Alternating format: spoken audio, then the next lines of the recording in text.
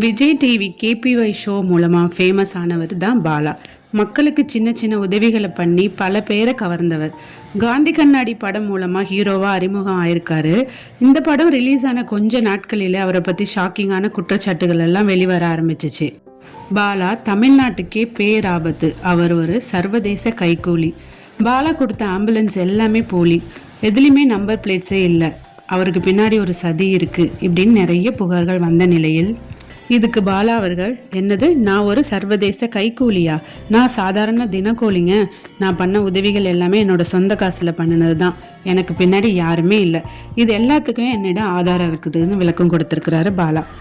என்னதான் இவர் விளக்கம் கொடுத்தாலும் இன்னுமே பாலாவை பற்றி கிரிட்டிசிசம் வந்துட்டு தான் இருக்குது. இந்த நிலையில் பாலா அவர்களுக்கு ஆதரவாக நாம் தமிழர் கட்சியின் தலைவர் சீமான் அவர்கள் அறிக்கை ஒன்றை சோஷியல் மீடியாவில் பதிவிட்டிருக்கிறாரு.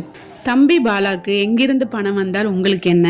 அதை பற்றி கவலைப்பட வேண்டியது அரசும் அது சார்ந்த நிர்வாக அமைப்புகளும் தான். உங்களுக்கு என்ன வேலை அதில்? மற்றவர் கண்ணீரை துடைத்து உதவ வரும் இளம் பிள்ளைகளை வருமுன்னே இப்படி கசக்கி தூர போட்டீர்கள் என்றால் இனி வருங்காலத்தில் இதுபோல் யார் உதவ முன் வருவார்கள்?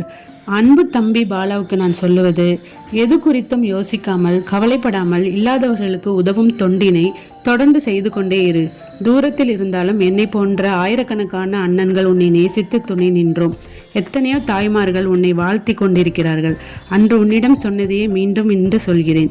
அறம் செய்ய விரும்பு, ஆறுவது சினம் என்ற நம் அறிவு மூதாட்டி ஔவையின் வார்த்தையை உச்சரித்து கொண்டே முன்னேறி சென்று கொண்டே இரு. மந்திரம் ஜெபிக்கிற உதடுகளை விட மற்றவர்களுக்கு உதவுகிற கைகளை தான் மக்கள் அதிகமாக விரும்புகிறார்கள். அதனால்தான் உன்னை விரும்புகிறார்கள் என சீமான் அவர்கள் கூறியுள்ளார். சீமான் அவர்கள் பாலாவுக்கு ஆதரவாக அளித்த கருத்துக்களை பற்றி நீங்கள் கமெண்ட் பாக்ஸில் தெரிவிக்கலாம்.